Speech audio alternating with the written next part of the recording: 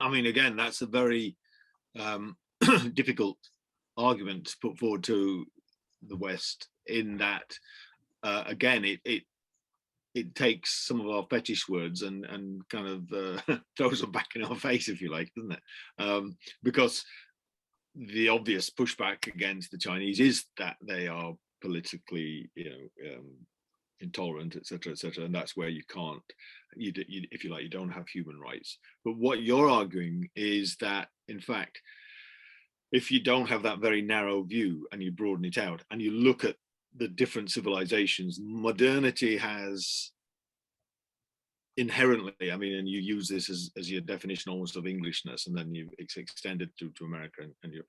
But this idea of the individual and rights based in a very specific system of laws and politics and the whole thing. And it's a very long, there's a long time that you're saying the English have been like this.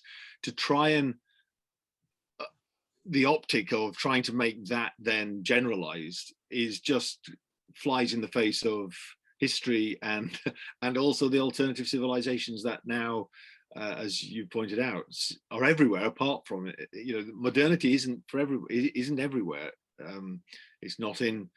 It's only just in Europe, and when you get to Eastern Europe, it's probably not there. When you get further east, you get into India, into Asia, and then you get to the Far East. You just don't have modernity. You have different options, and is that part of? Is that another hidden injury? Actually, this inability of modernity to see other options as anything except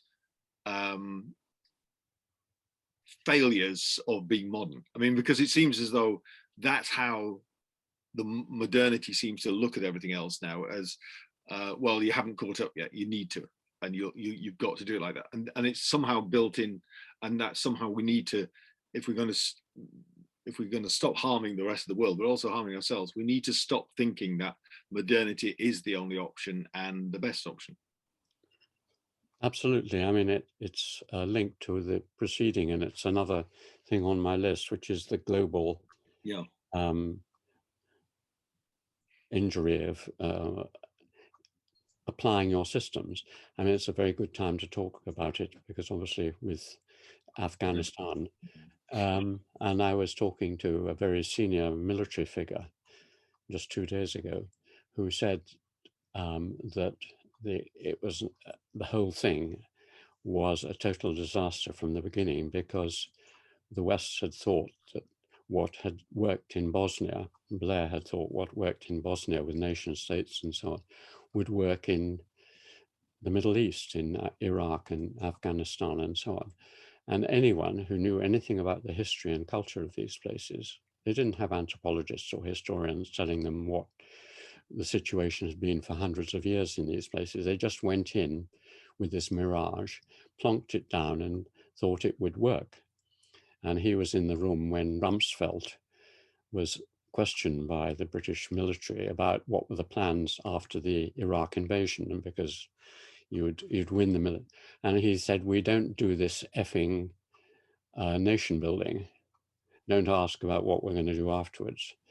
So you just level it, put in your runway, basically you build the runway, level it all, and then democracy and all the good things will come in after that.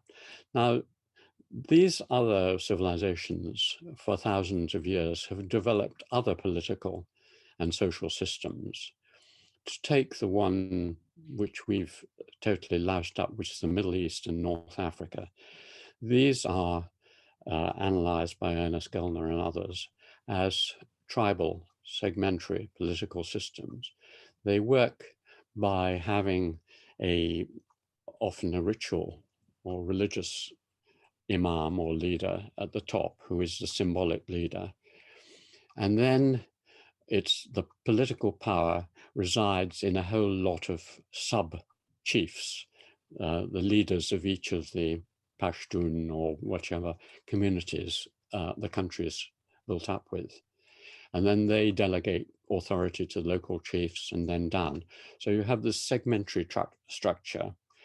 the supreme leader and these chiefs are not chosen by ballots. They are often in hereditary families or through religious training or some other system, but they provide the whole structure from the top to the bottom. Now, sometimes when you try and modernize a system like that, you then lead into a particular leader becoming all powerful through ruthless violence. So you get a Gaddafi or Saddam Hussein, but he's in the old tradition. And even in China, the first emperor and so on are in the old tradition that you hold it together either by traditional delegation down or through an act of violence, and then maintaining order through extreme violence, as Saddam and Gaddafi did. So if anyone steps out of order, you punish them. But in the more the longer term versions, it was done by just this breaking down into sub units. Now you get a structure like that which you had in Afghanistan and Iraq and Libya and Syria. And the West comes in and said, that's not modern, that's hopeless. It leads to injuries we don't feel are acceptable, like the lower status of women or whatever it is. And so we're going to cut off the top. We're going to kill the guy at the top. And then everything will fall into place in the kind of democracy which we have here.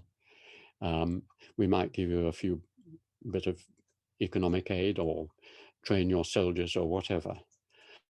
But we'll clear it all away. I mean, the same general point, it reminded me that when we went into Iraq, we said, you know, lop off the top, but lop off all the bits associated with the top. So the British general said, you need the army. I mean, Saddam's army, if we retrain them and we incorporate them, and Saddam's bureaucracy and, you know, the people below are perfectly adaptable and intelligent, and they've run the country.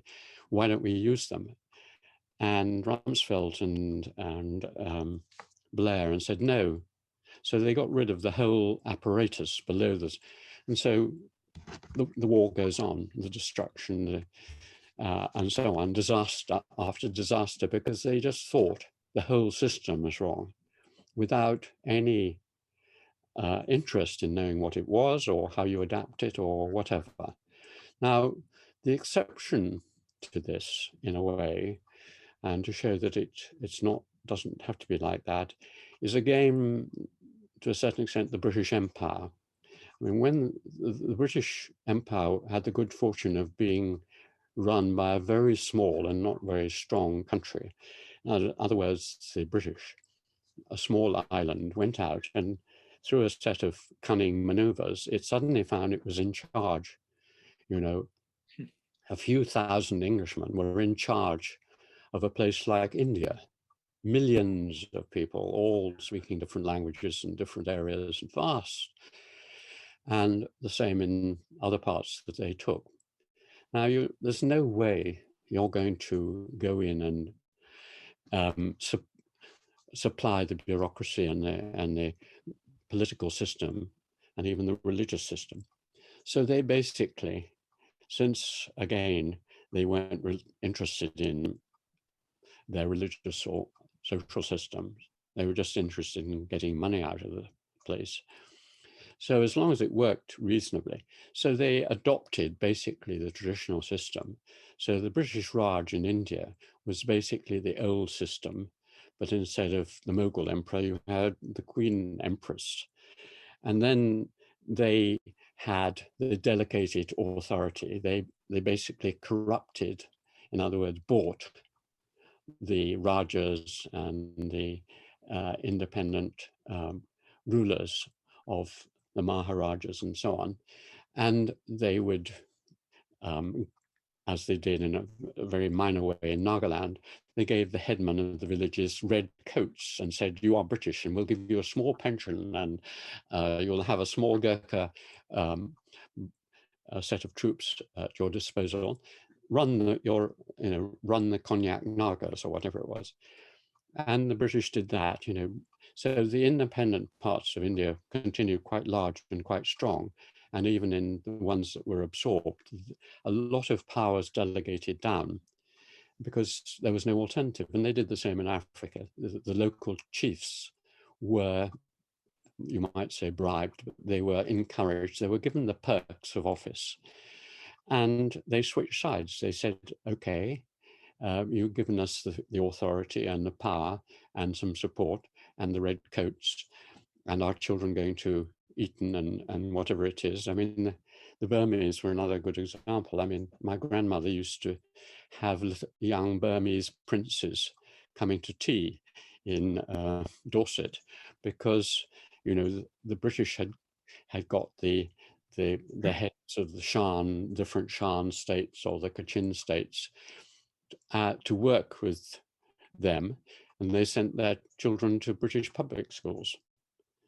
That's the way to do it, rather than this ridiculous go in and destroy it all.